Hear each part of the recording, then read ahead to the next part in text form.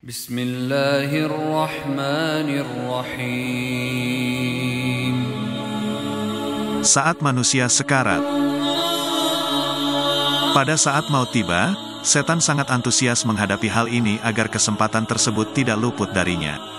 Dalam Sahih Muslim disebutkan dari Jabir ibn Abdullah bahwa Rasulullah Shallallahu Alaihi Wasallam bersabda, "Sungguh setan mendatangi salah seorang kalian dalam setiap situasi dan kondisi, bahkan pada saat makan.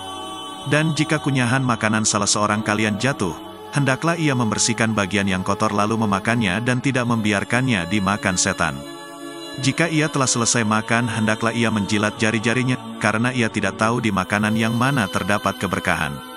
Para ulama menyebutkan bahwa setan mendatangi manusia pada saat-saat genting itu dengan menyamar sebagai ayah, ibu atau orang lain yang dikenal sambil memberi nasihat dan mengajak untuk masuk agama Yahudi, Nasrani atau agama lain yang bertentangan dengan Islam. Pada saat itulah Allah menggelincirkan orang-orang yang telah ditakdirkan sengsara.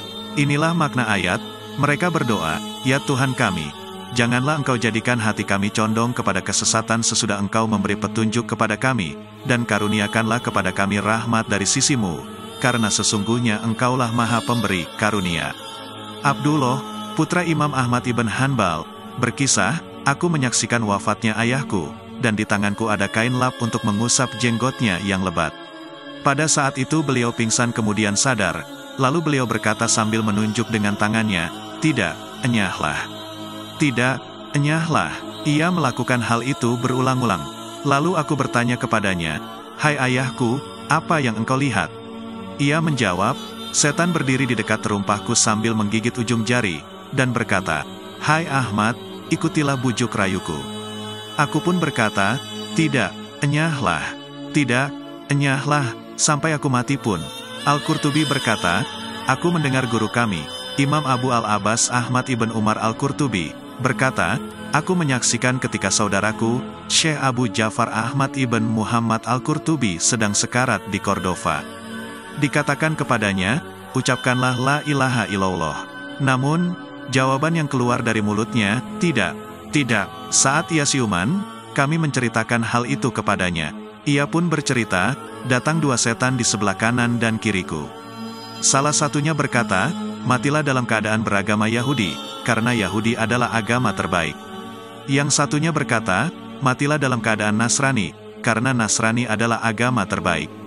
Aku pun menjawab, tidak, tidak. Menurut Ibnu Taimiyah, kejadian seperti ini tidak mesti berlaku sama bagi setiap orang. Bahkan pada sebagian orang, ditawarkan lebih dari dua agama sebelum matinya. Sedangkan sebagian lagi malah tidak ditawarkan.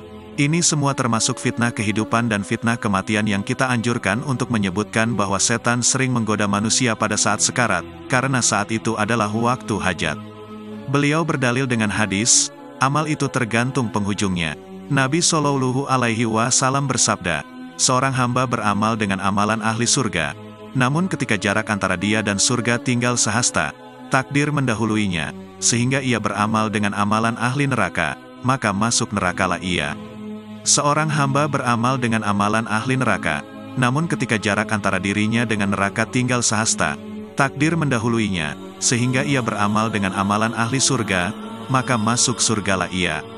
Karena itu beliau menyampaikan, setan itu paling keras upayanya dalam menggoda anak Adam adalah saat sekarat. Ia berkata kepada kawan-kawan, perhatikan dia, sebab bila ia luput, maka selamanya kalian tidak dapat mengambil keuntungan darinya.